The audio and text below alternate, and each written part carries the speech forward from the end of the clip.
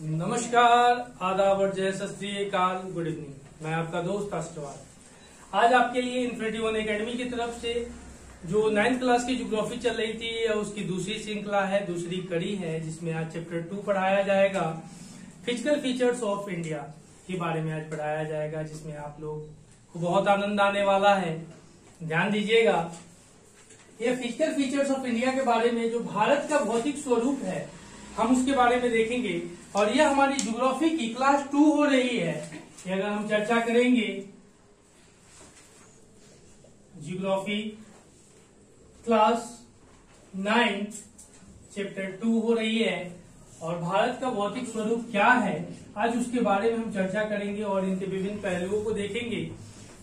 इसमें क्या क्या है, इसके फीचर्स क्या क्या है। तो कहता है, ध्यान दीजिएगा, भारत का भौतिक स्वरूप अगर हम बात करते हैं, हमारे देश में हर प्रकार की भू आकृतियां पाई जाती है। अगर हम बात करते हैं, our country has practically of all major physical features natures of the earth. देखिएगा, उदाहरण के लिए हमारे यहाँ माउंटेन पाए जाते हैं। अगर एग्जाम्पल के तौर पर हम बात करते हैं, हमारे यहाँ माउंटेन पाए जाते हैं। माउंटेन्स के बाद अगर हम बात करते हैं तो प्लेन्स पाए जाते हैं, फिर डेजर्ट पाए जाते हैं, फिर प्लेट्यूज पाए जाते हैं, एंड अगर बात करते हैं तो हमारे यहाँ आइसलैंड पाए जाते हैं। यह हमारे यहाँ पाए जाते हैं। माउंटेन्स को हम लोग जानते हैं कि क्या कहते हैं, पर्वत, प्लेन्स, मैदान, फिर उसके बाद मरुस्थल, उसके बाद अगर बात करते हैं तो पठार है, पठार के बाद अगर बात करते हैं द्वीप है। जरा इनके बारे में देख लेते हैं। अगर पर्वत की बात करते हैं तो माउंट एवरेस्ट दुनिया का सबसे बड़ा पर्वत श्रृंखला है। अगर माउंटेन पर्वत की बात करते हैं तो माउंट एवरेस्ट दुनिया का सबसे बड़ी ऊंची श्रृंखला है, जिसकी ऊंचाई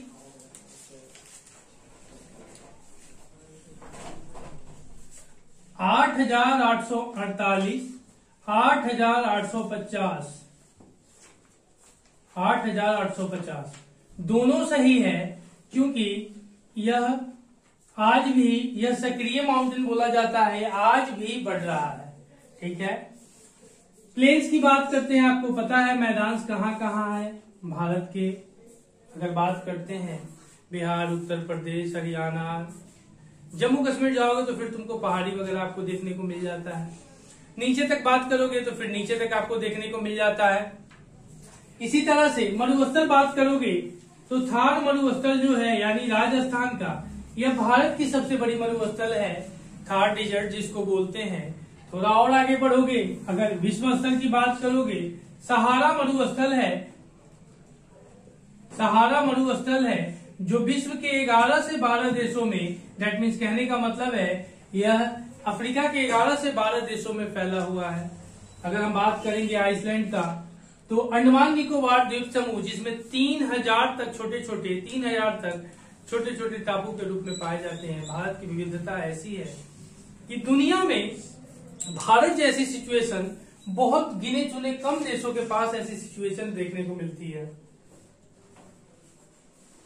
अगर हम थोड़ी और चर्चा करें, जो भारत है वह अपनी प्राकृतिक संपदाओं को लेकर, अपनी नेचर को लेकर, अपनी क्लाइमेट को लेकर, अपनी जलवायु स्थिति को लेकर, यानी इकोसिस्टम को लेकर बहुत ही धनी देशों में से गिना चुना जाता है। हम विश्व की दूसरी सबसे बड़ी जनसंख्या है और उन जनसंख्या का भरण पोषण हमारे इस देश द्वारा, हमारे इस जितने भी आप देख रहे हैं क्लाइमेटिकल सिचुएशन है, इसके द्वारा किया जाता है। भारत आकार में 7वें स्थान का है, जिसका 2.14 क्षेत्रफल पूरे 100% में आपको मिला हुआ है। ठीक है, आगे बढ़ते हैं, फिर थोड़ा और देखते हैं। उसके बाद कहता है विभिन्न प्रकार की शैलें मिलते हैं, कुछ कठोर जिनका प्रयोग, यानी some are very hard which has been used for. उसके बाद सेल खड़ी की तरह, यानी लाइक्स ऑफ स्टोन, उसी तरह से अगर बात करते हैं विभिन्न प्रकार की शैलें में ही, तो मृदा विभिन्न प्रकार की शैलों से बनी होती है। Soil is formed out of different types of rocks, यानी ध्यान दीजिएगा जो सॉइल्स है वह रॉक से बना हुआ है, जो सॉइल्स है वह रॉक से बना हुआ है। इसी तरह से आगे इसका निर्माण होता है। फिर कहता है आगे, वेगनर साहब की महाद्वीपीय सिद्धांत, एक वेगनर साहब थे, उन्होंने प्लेट टेक्टोनिक का यानी जो कॉन्टिनेंटल थ्योरी देने का काम करा था वेगनर साहब ने, जिसमें आगे चलकर इसमें जो विभिन्न प्रकार की शैलें हैं उसी के माध्यम से जो एक है, ध्यान दीजिएगा पहले, टेल्कम पाउडर बनाने में, यानी मेकिंग टेल्कम पाउडर, यानी जो आप रॉक्स देखते हैं उससे टेल्कम पाउडर वगैरह भी काम होते हैं, रॉक से ही होते हैं। अब देखते हैं कि रॉक्स वगैरह से ही सीमेंट वगैरह भी बनाए जाते हैं, मार्बल वगैरह भी आपको यही सबसे आपको मिल जाता है। जितने भी पहाड़ी वगैरह अगर बात करते हैं तो मार्बल वगैरह भी आपको यहीं से मिल जाता है।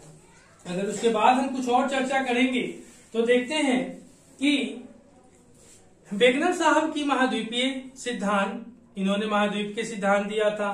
माना कि केवल पेंजिया बाद में टूट करके दो भागों में विभक्त हो गई और महासागर, पहले देखिएगा अगर हम बात करते हैं पेंजिया की, अगर हम बात करते हैं पेंजिया की, पेंजिया आगे चल करके दो भागों में यह बट गई, जिसका एक का नाम था गोंडवाना और दूसरे का अंगारा, गोंडवाना और दूसरे का अंगारा।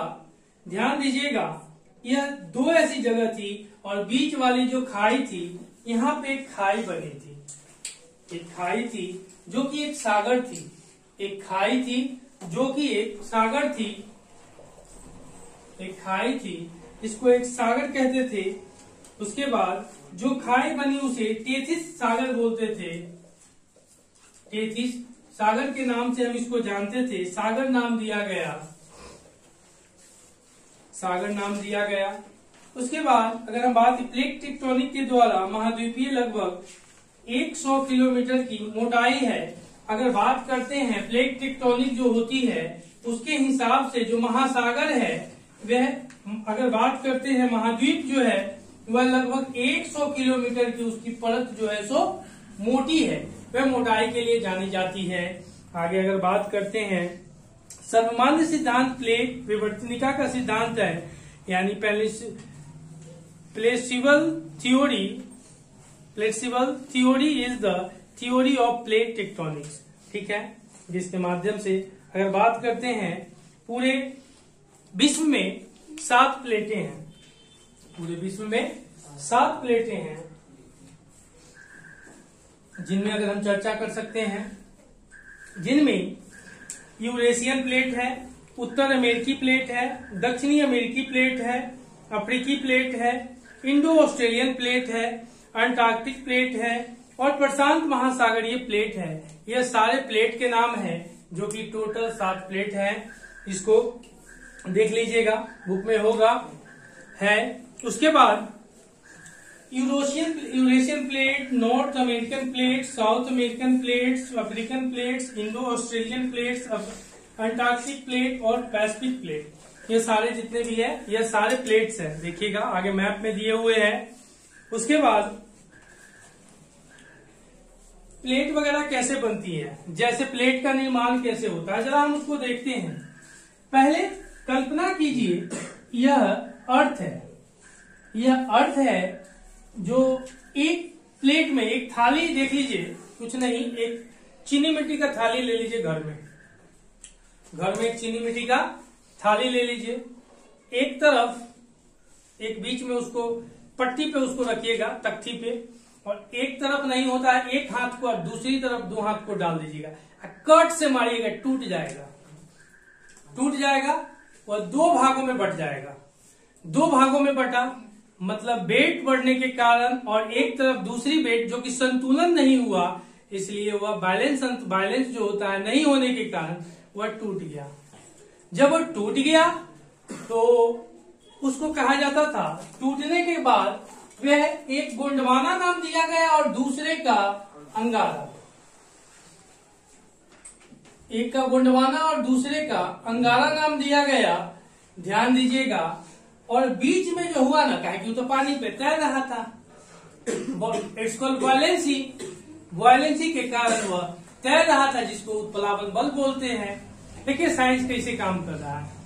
अब वो तैर रहा था, ऊपर से एगो लात ऐसे धर दिए, एगो लात ऊपर से महाकाल धर दिए, दोनों तरफ से टूट गया, बस नीचे आ गया।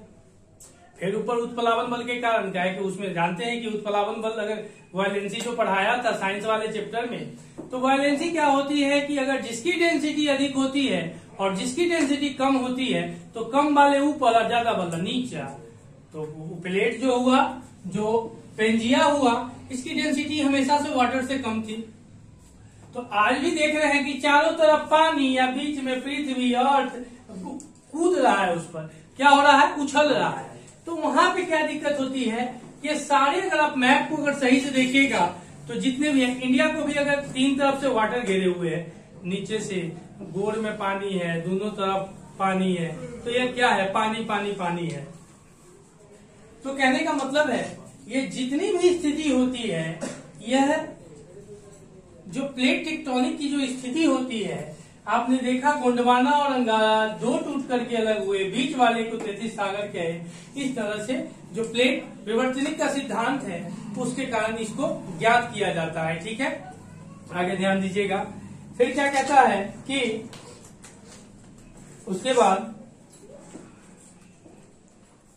और कुछ प्लेटें एक दूसरे के करीब आती है और अभिसरित परिसीमा का निर्माण करती है। Some plates come towards each other and from convergent boundary का निर्माण करती है, जबकि कुछ प्लेट एक दूसरे से दूर जाती है और अपसरित परिसीमा का निर्माण करती है, जिसको इसमें बाउंड्री कहता है, डाइवर्जन। अब जो प्लेट है, there are 7 plate.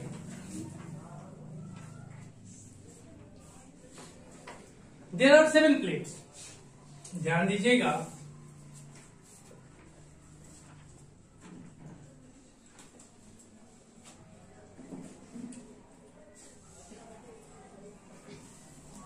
There are 7 plates. इसमें दो तरह का फोर्स काम करता है, इसमें दो तरह का फोर्स करता है, जिसमें एक का नाम दिया गया कन्वर्जेंट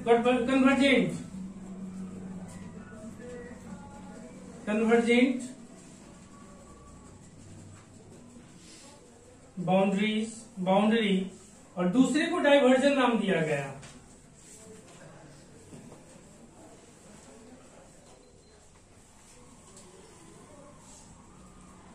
बाउंड्री दो नाम दिया गया, एक को नाम दिया गया अभिसरित परिसीमा।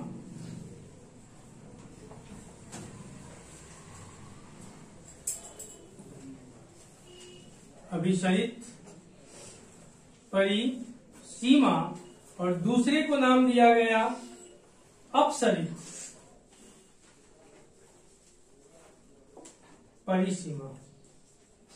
ये दो तरह की फोर्स यहां पे लगी। एक में जब उसके क्या होता है, पहले में कहा कि कुछ प्लेटें एक दूसरे के करीब, इसमें करीबी दिखी, करीब हुआ, और इसमें दूर हुआ। यह प्लेटों की क्रिया के बारे में बताता है। यह जो प्लेट होते हैं, जो प्लेट्स होते हैं, उसके एक्टिविटी को डिनोट करने का काम करता है। देखा कितना शॉर्ट में कह दिया, इतनी बड़ी बातें हैं। देयर आर 7 प्लेट्स, जिसमें दो तरह की 2 types of force, 2 types of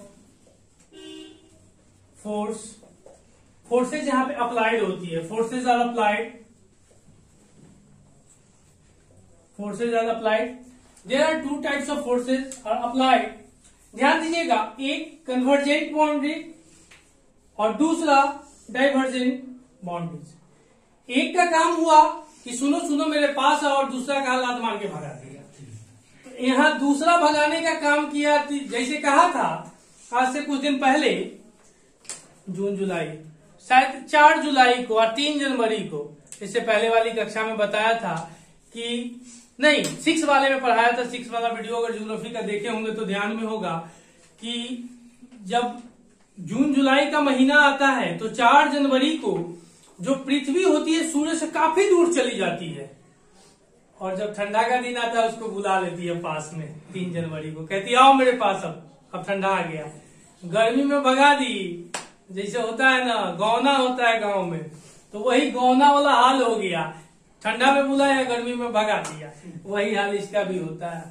तो इसमें काम हुआ एक कन्वर्जेंट, मतलब उसको करीब लाना। इजारा का दिन है, पढ़ा रहे हैं अभी, ध्यान दीजिएगा। और डाइवर्जेंट गर्मी आएगा तो उससे दूर चला गया।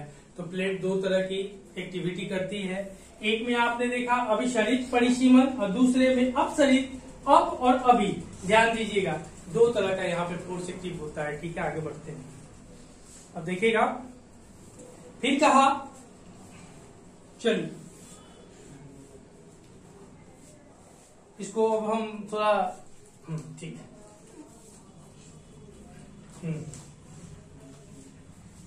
इसको बनाते चलिएगा, ध्यान दीजिएगा जरा। सपोज दैट ये जो भारत है इसको इंडिया, ठीक है, ये नीचे का है, इसको पेनिसुलर रीजन बोलते हैं, जिसको प्रायद्वीपीय भारत बोलते हैं। ठीक है, पेनिसुलर रीजन, इसको प्रायद्वीपीय भारत भी बोलते हैं। प्रायद्वीपीय मतलब होता है कि 3 तरफ से जो जल से घिरा होता है उसी को प्रायद्वीपीय बोलते हैं। ठीक है, बताए होंगे कितनी बार पेनिसुलर रीजन के बारे में। कहा ये जब टुकड़े के बाद सबसे पुराना गोंडवाना भूमि का एक हिस्सा है। यह गोंडवाना भूमि का एक हिस्सा है। चलिए देखते हैं, जिसमें देखा कि सबसे पुराना गोंडवाना भूमि का एक हिस्सा है। The oldest land mass was a part of Gondwana land. Gondwana के विशाल क्षेत्र में भारत, ऑस्ट्रेलिया, देखिएगा कि जो गोंडवाना का एरिया है, अगर हम बात करते हैं तो इसमें इंडिया है, ऑस्ट्रेलिया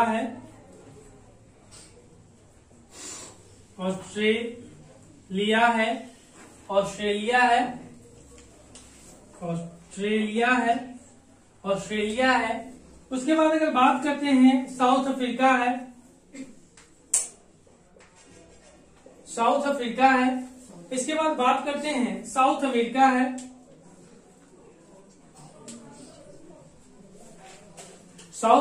है। एंड अंटार्कटिका है, जिसको हम बोलते हैं अंटार्कटिका है।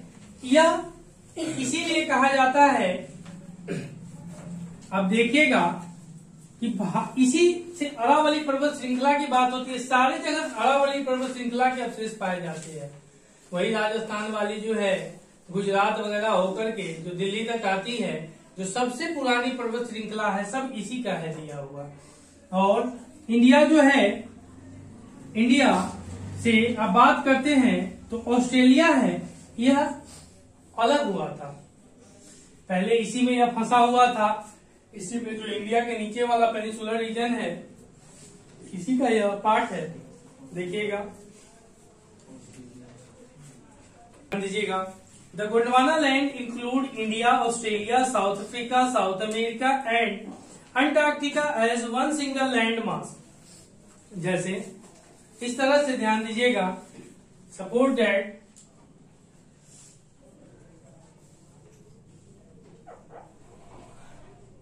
ध्यान दीजिएगा, इस तरह से करके कैसा है, दोनों प्लेट के बीच स्थिति 33 भू अभिनति के अवसादी चट्टान वलित होकर हिमालय तथा पश्चिम एशिया में पर्वतीय श्रृंखला के रूप में विकसित हो गए। The sedimentary rocks which were accumulated in the cycling known as the Tethys were folded off from the mountain system of Western Asia and Himalaya. देखिएगा, गोंडवाना भूमि की अगर बात हम करते हैं अगर गोंडवाना की बात करते हैं, गोंडवाना लैंड, गोंडवाना लैंड की बात करते हैं तो प्राचीन विशाल महाद्वीप पैंजिया का दक्षिणतम भाग है। यह जो पैंजिया अभी 2 देखा था हमने, पैंजिया देखा था, यह साउथ पार्ट है पैंजिया का यह साउथ पार्ट है जो गोंडवाना लैंड है उसका, ठीक है। पैंजिया इसका साउथ पार्ट है। आगे देखिएगा, जिसके उत्तर में अंगारा भूमि है, जिसके उत्तर में अगर नॉर्थ साउथ, अगर हम बात करते हैं नॉर्थ साउथ, उत्तर में अंगारा भूमि बोला जाता है। यह दिशा का है, 4 दिशा होती है, ईस्ट और वेस्ट। तो नॉर्थ में अंगारा है, उसी की यह भूमि है, ठीक है। आगे देखिएगा, फिर क्या कहता है कि it is the south part of the ancient super continent Pangaea with अंगारा land in the northern part, ठीक है। आगे ध्यान दीजिएगा, एक भारत का मैप है, नक्शा है, देख लीजिएगा, जिसमें आपको बताया गया है किस तरह से अगर हम चर्चा करते हैं। तो 1 मिनट देख लीजिए जरा इसको, ध्यान दीजिएगा जरा। अगर हम चर्चा करते हैं कि अगर भारत की अगर हम बात करते हैं,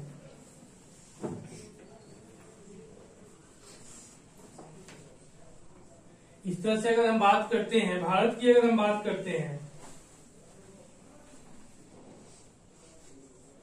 अगर हम भारत की बात करते हैं तो यह पोर्शन जो नेपाल वाला है, अगर जो नेपाल वाला पोर्शन है, इस पोर्शन की अगर हम बात करते हैं तो हिमालय को 4 भागों में बांटा गया है। भारत में इसकी लगभग 450 किलोमीटर की लेंथ है जो फैली हुई है, स्प्रेड इन इंडिया। ध्यान दीजिएगा, ऊपर में ट्रांस हिमालय, उसके बाद हम बात करें महा हिमालय, लघु हिमालय, उसके बाद लघु हिमालय, और इसको बोलते हैं शिवालिक पर्वत श्रृंखला। ये हिमालय को 4 भागों में बांटा गया है, ठीक है। देखिएगा, हिमालय पश्चिम पूर्व दिशा में सिंधु ब्रह्मपुत्र तक फैली हुई है, और यह सिंधु नदी से ब्रह्मपुत्रा नदी तक फैली हुई है। आप देखते हैं, एक तिब्बत से निकलने वाली नदी है जिसको बोलते हैं ब्रह्मपुत्रा नदी, और एक हिमालय की ही रेंज से निकलने वाली नदी है जिसको बोलते हैं सिंधु नदी, और एक और हिमालय से निकलती है जिसको बोलते हैं गंगा नदी। यह उत्तर की ओर बहने वाली 3 सबसे बड़ी नदी है जो उत्तर से बहती है, और जिसमें से 2 बे ऑफ बंगाल में अपना मुहाना बनाती है, और जहां पे सबसे बड़ी डेल्टा सुंदरबन डेल्टा का निर्माण करती है, सबसे बड़ी डेल्टा सुंदरबन डेल्टा का निर्माण करती है, और एक अरब सागर में जाकर के गिरती है, जिसकी सहायक नदियां झेलम, चेनाब, रावी वगैरह आपको देखने को मिलती है। मुख्यतः 5 उसकी बड़ी सहायक नदी है, लेकिन ऐसे छोटे मोटे नदी को मिला दिया जाए तो 10 उसकी सहायक नदी है सिंधु नदी की, ठीक है। आगे इस पे बात करेंगे, ठीक है।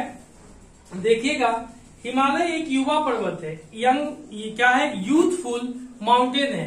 हिमालय एक यूथ माउंटेन है, फिर क्योंकि बिकॉज ऊंचे शिखर, गहरी घाटियां तथा तेज बहने वाली नदियां, अगर मान के चलो कोई ओल्ड माउंटेन होता है, ओल्ड अगर कोई भी होता है, ओल्ड की जो नदी होगी वह धीमी बहेगी। जैसे एग्जाम्पल में हम सरस्वती की बात करते हैं तो सरस्वती लुप्तप्राय नदी है, जिसके कारण से वह सरस्वती लुप्तप्राय नदी है, जो आप देखते हैं कि वह उसका कहीं कहीं अवशेष अब नहीं मिलता है, ठीक है। आगे देखिएगा, फिर कहता है ऊंचे शिखर, गहरी घाटियां तथा तेज बहने वाली नदियां, high peaks, deep valleys and fast following rivers, ये सारे आपको इनके जो यंग माउंटेन होगा उसके यह प्रॉपर्टीज होगी, लक्षण होंगे, आप कह सकते हैं। आगे देखिएगा, भूगर्भीय तौर पर प्रायद्वीपीय पठार पृथ्वी की सतह का प्राचीनतम भाग है।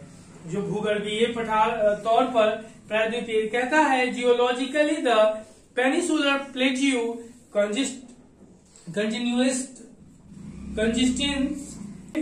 constitutes one of the ancient land masses on the earth's surface, ठीक है। आगे देखिएगा, आज इतना ही छोड़ दीजिए। चलिए आज के लिए आज हमारी कक्षा यहीं विराम ली जाती है। अगली कक्षा कल मिलेगी आप लोगों की। ये ज्योग्राफी की क्लास चल रही है 9 की, भारत का भौतिक स्वरूप, जिसकी यह पहली कक्षा थी चैप्टर 2 की, और दूसरी कक्षा कल होगी। और इसको ज्यादा से ज्यादा देखने का प्रयास करें और अपने दोस्तों तक पहुंचाएं। चलिए अभी के लिए धन्यवाद आप लोगों का। जय हिंद, जय भारत।